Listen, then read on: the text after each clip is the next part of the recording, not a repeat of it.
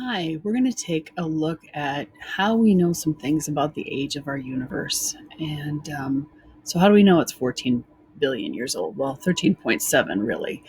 Well, we've got a number of things that allow us to figure that out. From things like if we're dating stuff on Earth, we can use carbon 14 dating if we're trying to figure out like how old a mummy is, or we can use uranium decay rates to figure out how old a rock is. But the universe, we have to use some of the things. We have to use some pretty cool equipment. But one of the things we can figure out and help us look is Doppler effect. And don't let it scare you. Doppler effect isn't that scary. It really is more along the lines of which way is it shifting? And it's going back and looking at that color spectrum. So if we look down here, you're going to notice if you're in the blue light, do you see your wavelength is closer together than if you're over here in the red light?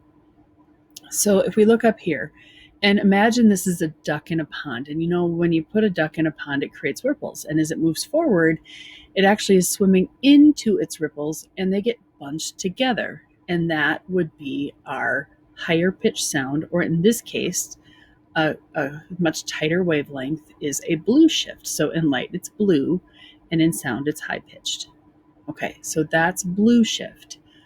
Red shift is the opposite. As the duck is swimming towards its higher pitch, it's pulling away from its waves behind it. And that's elongating the distance between the wavelength, like we're shifting to the red shift. So in light, that's a red shift. And in sound, that's a lower pitched tone, just like a train coming at you. It's high pitched and then goes to low pitch. So let's watch a video and you can see a little more about that. The Doppler effect. In Sheldon's words, it's the apparent change in the frequency of a wave caused by relative motion between the source of the wave and the observer. The Doppler effect is perhaps best explained visually. So here's a thing that is emitting waves. It could be a fire truck emitting sound, it could be a star emitting light, it could be a duck creating ripples on a pond. Those are all waves, and they all look something like this. We see the Doppler effect happening when the thing that is emitting waves moves. In the direction it's moving, the wavefronts bunch up, and behind it, they spread out. If our object is moving towards a stationary observer, these bunched up waves are observed at a high frequency, and if the object is moving away from a stationary observer, the waves are observed at a lower frequency. So that is the Doppler effect, the apparent change in the frequency of a wave caused by relative motion between the source of the wave and the observer. It makes sense, but it gets interesting when you consider some of its applications. So let's say you are standing in the middle of a road. That's you, and a car drives past you very fast. As it does so, it honks its horn, because you're standing in the middle of the road. The horn to you might sound something like this. So it starts at a high pitch and moves to a lower pitch, even though from the driver's perspective, the horn is playing the same pitch the entire time. So what's going on? As the vehicle's coming towards you, the sound waves that it's emitting bunch up, and so are delivered to you at a higher frequency, which you interpret as a higher pitch, because the frequency of sound waves is pitch. And then when the vehicle passes you and is moving away from you, the sound waves spread out, and so you hear them at a lower frequency, a lower pitch. So that's how the Doppler effect works with sound. It also affects another kind of wave, light. So let's say you look out your observatory and you see a star. Just like the car's sound waves, if the star is moving towards you, even just a little bit, the light waves that it emits will be bunched up, meaning that you see the light at a higher frequency than it actually is. Frequency in sound is pitch, so what does it mean for light? Well, if we look at our handy pocket electromagnetic spectrum chart, we'll see that a small change in frequency for visible light will change its color. Higher frequency light waves means bluer light, and lower frequency light waves means redder light. This is called redshift, and it may possibly be among the weirdest and coolest things of all time. Stars, or anything that you can see, change color depending on their relative motion to you. Of course, you can't see this minute difference with your eyes, but astronomers with the right equipment can use this effect to tell whether stars are moving away from or towards Earth. As it turns out, almost everything we can see in the universe is moving away from us very quickly, which is both an important piece of evidence for the Big Bang and an indication that the Earth might get very lonely in the distant future. Thanks for watching this video. Let me know if you got something out of it. Bye. Okay, So, what we're really looking at with the Doppler effect when we're looking at stars is that shifting of color from blue towards us to red going away from us. And this is Hubble's Deep Field Telescope picture. And as you look at it, you can see some shifting towards the reds, oranges, and into the whites and blues. And it takes a really powerful telescope to see that. Now, what's really cool about this too is you realize when you look at this image, you're actually looking into the past. It's it's like we're looking into not just yesterday, but realistically, we're a couple of years, light years away from our closest star. So every light we see is more than 3 to 5 years old by the time we see it. In fact, if we look far enough back, we can actually go to seeing points that happened just after the Big Bang relative to our 14 billion year history. But when you're looking at these stars, this may not be there anymore. Some of these, by the way, are not stars. Some of them are also galaxies. So you need to know that there are both mixed in here. But they may not be here. They could have, went nova last year, and we wouldn't know it for hundreds of years. And it may not happen until maybe your grandchildren. They still wouldn't know for hundreds of years.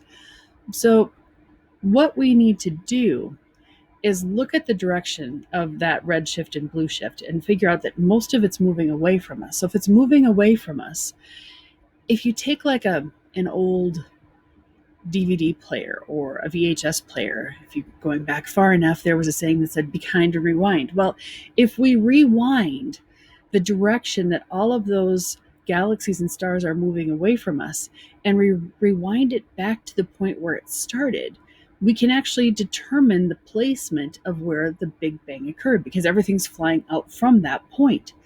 And so if you take a look at this, how the Big Bang works, and we'll explain this more in the video that you guys are going to watch on your next class day. And pay attention to Planck time, because what's really cool is this stuff is really talking about Planck time. And the cool thing about Planck time is there are more Planck times in 1 second than there's been in all the seconds since we began 14 billion years ago. So that means we're talking on this tiny scale to explain the things that happen. I can't tell you why the Big Bang happened. That's a whole different philosophical discussion because we don't know. But I can tell you what happened after it. So after the explosion occurred, we're not in any kind of matter we would assume to be matter today. It hadn't been made yet. It was still mixing. But we expanded, we mixed, we expanded. In fact, we're still expanding to this day. And that's what we're seeing with that red shift and blue shift. So by measuring the acceleration of the expansion, we can actually calculate how long ago it happened. And we know it's about 13.7 billion years ago. So you're going to notice that in my notes, I've got some questions. By now, I would have probably stopped and had you answer some of this. It's working right, so cross your fingers because this is now the 3rd time I've recorded this. First times to figure all this stuff out always works so great, right? You gotta love technology.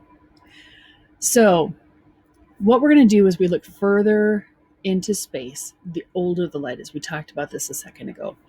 That means we're looking at what the light was farther back in time. And if we look far enough, we can see the expansion of the universe.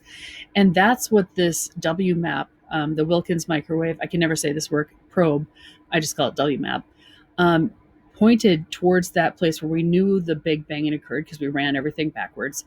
And these are some of the earliest pictures that we've got of the expansion of the universe.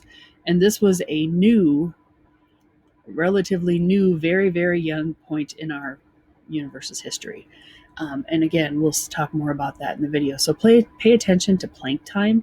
It's really a cool concept.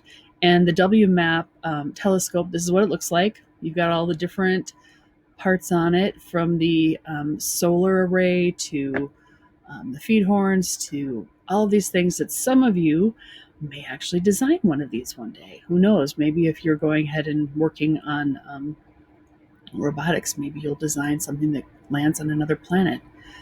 And again, hopefully by now we've answered a couple questions as we've gone through. But the Horn telescope, I love this video clip we're going to watch in just a second. The saying goes on that they were presenting their findings, and this Horn telescope was designed to listen to it's a radio telescope, so it's hearing sound. And they were getting all this static feedback and they couldn't figure out what it was. And they'll show in there, they knew they had pigeons in there. They thought, well, maybe it's pigeon droppings interference. And they thought it was New York. So they pointed at New York, and that wasn't it either. And they presented their findings, the story goes, at what they were finding. And one of the people in the back yelled out, well, either you've just discovered the effect of pigeon droppings or you've discovered the Big Bang. And they shared this information with some people at Princeton, I believe it was. And this is the video talking about that. So please pay attention to this. Here we go.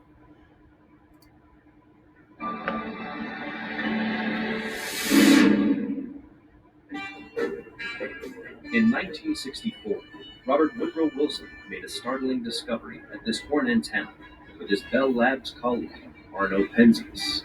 The antenna was designed for tracking satellites, in particular the Echo balloon, and they wanted to be able to catch it as it just came up from the horizon and track it all the way across. But Wilson and Penzias wanted to use it as a radio telescope to explore the galaxy because the antenna had some unusual properties. It could measure the brightness of a piece of the sky independent of everything else, which most radio telescopes wouldn't do. So we tried to make our receiver work and measure zero for the temperature of the sky. And it simply was not zero. The antenna was producing more noise than we would have expected. What could be causing the problem? There had been an atomic test near Hawaii, but it was slowly decaying, and our signal was not. So we ruled that out. It might be noise from New York City. We had a clear view of New York City. But what we did was point the antenna at New York City and found that it wasn't particularly hot. There had been a pair of pigeons living in the antenna. And the part up there, pigeons liked it. Of course, they had pigeon droppings all over the place up there. So one day, Arno and I got up there with a push broom and a bucket of water, and we cleaned it all out. But it didn't make much difference at all. So our control experiment never worked. But then a casual comment by a friend led to a remarkable connection. We heard about the theoretical work going on at Princeton about a hot Big Bang. Robert Dickey there had been investigating gravity and realized that expansion would cause the radiation to cool, and it would now be microwaves. And they were going to look for that. Arno called Bob Dickey and told him what we were doing. In some detail, Bob asked some questions, and then they said they would like to come for a visit. So when the Princeton people came over to see what we had done, we of course brought them up here. The cabin is where all of the measuring instruments were. So we went in there, looked at our equipment, looked at the horn reflector, and realized that we had made the measurement that they were setting out to make. That irritating noise turned out to be leftover radiation from the origin of the universe, the cosmic microwave background. But I don't think we understood at all what the implications were, and much could be derived from that picture of the early universe that it presents. Cosmology has tremendously changed over decades since then. It's a real science. We know a lot about the universe, not everything, of course, but there's a remarkable amount of what went on earlier that's actually frozen in that last surface where the microwave radiation interacted with matter. So we hear this all the time. If you are turning your radio in the car and you get static, you're actually hearing the remnants of the Big Bang. It used to be, years ago when I was little, TV channels would actually go off the air at like midnight or 1 o'clock in the morning, and they'd have this color bar up, and then you could actually hear the static because it was coming through the airwaves. And we were actually picking up the remnants of the Big Bang. You still can in your car. So CERN is trying to recreate some of that. And take a listen.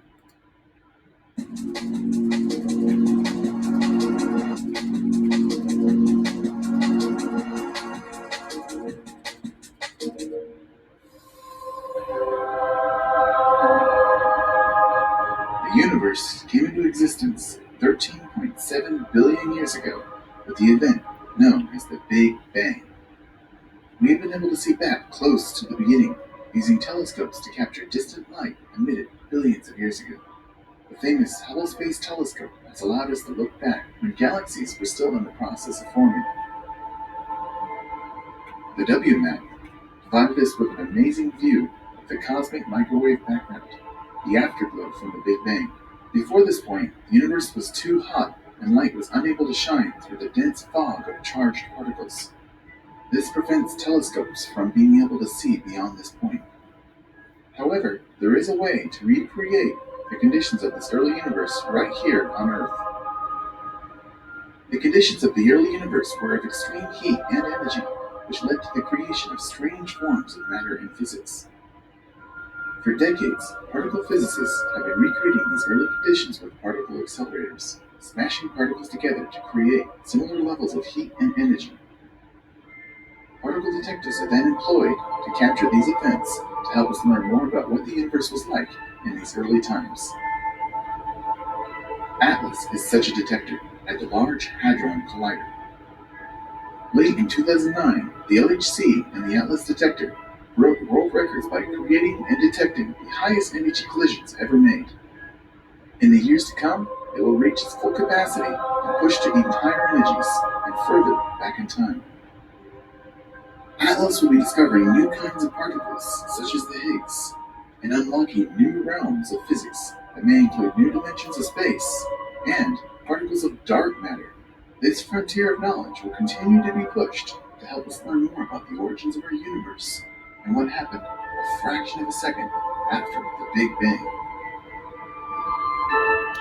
And some of you might figure that out. That might be your destiny. So what we're really looking at as we're going through this, we're starting with the history of the universe to understand how the universe got here and how we're getting into how our energy. We're going to be moving forward then to discover kind of where does all the energy on Earth come from, and the bulk of which comes from our sun, obviously. So we're going to do a quick review of how like our stored energy got here. How did the oil come to be? How did our natural gas get to be here? That's kind of the part of Earth history we're really looking at is how is it that we have the energy and the resources that we have on our planet today. Have a great day.